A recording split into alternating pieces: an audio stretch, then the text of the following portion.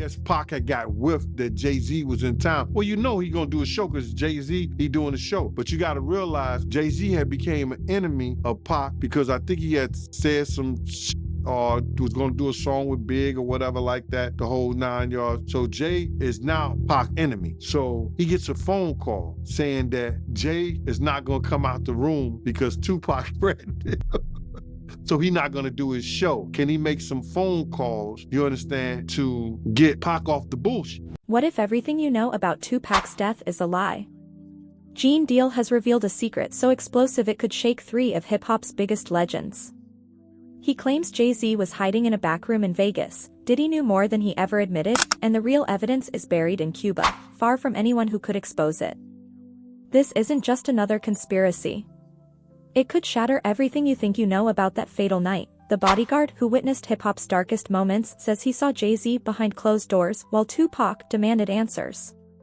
He watched Suge Knight make a split-second decision that changed history.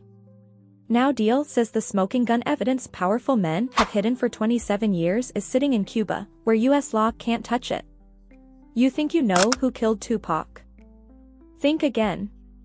What's coming will make you question every story, every investigation, and every headline about that night in Las Vegas. I think he may have talked to Big D, and Big D and Eric B called Suge, and Suge was laughing, saying that wasn't him. Because they tried to make it seem like it was Suge that was doing it, but it was Pac. So I guess Suge called Pac. Pac let him go ahead and do his show and everything like that. But Jay was scared to come out his room. According to Gene Deal, Jay-Z didn't want to come out that night. He was trying to stay safe and avoid the chaos unfolding around him. But Tupac, fueled by anger, adrenaline, and a need for answers, wanted to confront him. Just as the tension was about to explode, Suge Knight stepped in. Deal recalls Suge telling Tupac, "Give him a pass." Those 6 words changed everything. What could have turned into a confrontation was stopped, but the questions, tension, and uncertainty never disappeared. Yeah, come on, man. Yeah, he was scared. Probably still is scared. Yeah, that's crazy, man. And Suge, he told Pac to chill out. Yeah, Suge told Pac to chill out. You know what I'm saying? Because see, they was trying to, so you gotta realize is that it was gonna call a dissension because they were trying to start Death Row East Coast. Why was Tupac so determined to face Jay-Z? Was it about loyalty, respect, or something much bigger? Was there a hidden connection linking New York's top players, something the public never got to see? And why did Suge, a man known for escalating conflict, suddenly step in to hold Pac back? Who told you this story, if you don't mind me asking? I was there. Oh, wow, I didn't know that, man. I didn't know you was there. So you was there when Jay was scared to come out his hotel room. I had no idea, man. I used to roll with Chaz every day, bro. Deal insists Suge understood the stakes. A fight could have ruined more than just that night. It could have exposed secrets, money, and powerful names. Tupac was fearless and outspoken, a man who never backed down. Yet even he paused when Suge intervened. That moment showed just how high the risk really was. I used to roll with Chaz every day, bro. And then it came out. And then it came out, somebody else told the story. But I think it may have been Dame Dash or something like that that told the story. For a few long minutes, the room went silent. Jay-Z stayed hidden. Tupac held back. But everyone there knew something nearly happened, a confrontation that could have changed the course of hip-hop history forever. We were in Atlanta that something was bought, and he thought I was gonna lie about it because Puff was trying to say it was his, and it wasn't his, it was Big's. And you understand? And when he said, and they had made a bet that I was gonna go on Puff's side. So when I got to the studio, I said, nah, Puff, you had that one, and Big had that one, and that's what it was. This allegation forces new questions. Was Jay-Z really hiding, and what was he afraid of?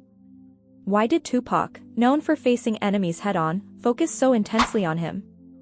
That night, one decision, Suge stepping in, stopped a confrontation that could have rewritten hip-hop history. Gene Deal calls it the real turning point. Not the shooting, not the chaos outside, but the silence in that room. A moment that left secrets behind and changed the story forever. Deal says what happened puts Diddy, Jay-Z, and Suge Knight at the center of hip-hop's biggest mystery. Suddenly, it's not just beef, it's power, secrets, and survival. We used to give functions and parties there, and then one time me and Puff walked up in there. It was This was after Pac got shot and everything like that. And it was Pac and like 4 other guys. And Pac put a cigarette in his mouth. The dude lit the cigarette. I started laughing. In the late 90s, hip-hop tensions were off the charts. The East Coast, West Coast rivalry wasn't just headlines, it was personal. Every song, interview, and public move could spark danger. Pac was at the center, but so were Diddy and Suge. Jay-Z was rising fast, and Deal says that night, his presence, or absence, was no accident. Someone didn't want certain truths getting out. Right after Suge Knight made that statement, what did Puff do? He got on stage, because if a brick hits you, say ouch. He got on stage and spoke on it. You know, another executive come up here speaking on that. I love Dr. J, I love what they doing. I get Death Row, they props in the whole 9 yards. If he thought he was talking about Jermaine Dupri, why the fuck would he spin and say something right then and there? That's where the controversy begins. For decades, fans have tried to piece together what really happened in Las Vegas. Who pulled the trigger? Who had the motives? Deal claims he's revealing what went on behind closed doors, private rooms, tense conversations, and moments the cameras never captured. In that world, a single word or a single glance could change everything. Everybody wanna write their exit or write their entrance the way they wanna write it and not tell the truth. Tell the truth so these young kids can understand, so these young kids could not make the same mistakes that you made. But they're not gonna do that, because everybody wanna be bigger than what they are. Deal's story challenges everything we thought we knew. We've always focused on the East Coast, West Coast beef, Suge's aggression, and Pac's fearless nature. But what if the truth was messier? What if powerful players were hiding, maneuvering, and making secret moves while the public only saw the chaos?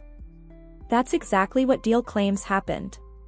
When did the tension and beef start between Death Row and Bad Boy? All the tension started between Puff and Suge Knight. You understand? All the tension came from Puff and Suge Knight. Suge wanted Puff to have Big them do a show. Puff wanted to get paid for Big doing the show. But Suge had did a whole lot of shit, free shit for Puff at one time. Because when Puff used to come out to California, before he could afford security, before he could afford it, Suge used to look out for the cat. Tupac fuck with East Coast and West Coast niggas. How you gonna have Nice and Smooth out there with him and they from the East Coast? You understand what I'm saying? He fuck with niggas from the East Coast, West Coast, down south, the whole 9 yards. Pac had some shit with him, yeah. But all them niggas had shit with them. All them niggas behind scenes talk shit. And it didn't stop there.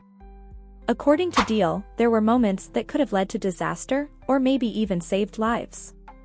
Decisions were made in the shadows. Alliances were tested. Loyalties were questioned. Yet the world only saw what it was meant to see, a night of violence and confusion. Still alive and well, Suge Jr. has been posting images of Tupac posing with celebs, saying that the rapper lives in Malaysia now and the Illuminati knows all about it. Meantime, today, Suge himself has been sentenced to 28 years in prison for killing a man with his truck in Compton, California, 4 years ago. This new perspective forces us to rethink what really happened. Pac's fate, the involvement of New York's top names, and Suge Knight's mysterious actions all start to look different.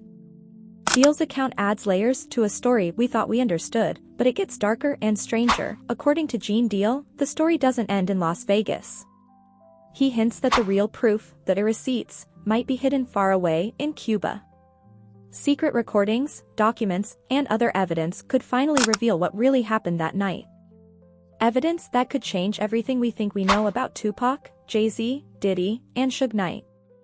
You know, she like Pac having one lung, for example, you know what I mean? Never have his voice again, you know, Pac loved music. You know, I think they had to remove a finger or something. She like, I know my son, his pride, he probably wouldn't be able to live like that. You know, she just felt like he fought enough and she decided to, you know, let him go. No one questioned her and said, why did you do it and stuff like that. You know, people just supported her decision. While the world focused on Vegas chaos, some were quietly covering their tracks. Deal says Cuba is a safe spot where secrets survive unseen. If true, these receipts could be the smoking, finally linking events that have been mysterious for decades. He did not die of the car crashes, and some of them motherfuckers got killed. Okay, fair enough. Some of them plane crashes were deliberate. Okay. So spill the over in the hip hop, man. It is a possibility. Okay, we'll leave it at that. It ain't. Believe me, it ain't just opening. Think about it. A single document, a tape, a note, something small but powerful enough to rewrite history. Something that could explain why investigations went cold and why so many questions about that night remain unanswered. Former close friend, Mr. Suge Knight. Recently, the LA County Jail inmate spoke to Ice-T and Soledad O'Brien as he told them that it was something about Pac's hospital stay after the 1996 shooting that simply didn't make sense. Deal doesn't claim to have seen everything, but he insists the trail leads to Cuba. And that's where it gets complicated. If this evidence exists, someone powerful would have reason to hide it, controlling the story for decades that hip-hop's most enduring mysteries hang in the balance. Who's keeping it buried, and why? Deal has history. He was there, by Biggie's side, through the chaos, danger, and secrets of hip-hop's darkest nights. Over the years, he's shared bits of the story, but now, there's something more. Something real that could finally shed light on mysteries we've chased for decades. The special Who Shot Biggie and Tupac airs on September 24th on Fox. Will you tune in to see the scoop that Suge has to share? Or do you think that he's just trying to lessen his sentence? Who knows? You guys will be the judge. Deal isn't speaking as an outsider. He was inside the rooms, the fights, the moments history didn't capture. That perspective gives his story weight. When he talks about hidden evidence, recordings, documents, or receipts possibly tucked away in Cuba, it's not speculation. He's pointing to something tangible, something that could finally verify decades of rumors, questions, and conspiracies. Why does it matter? Because this isn't just about the past, it's about the truth. About what really happened to Tupac, who held the power behind the scenes, and why events unfolded as they did. These revelations could finally bring the truth out of the shadows and rewrite everything we thought we knew.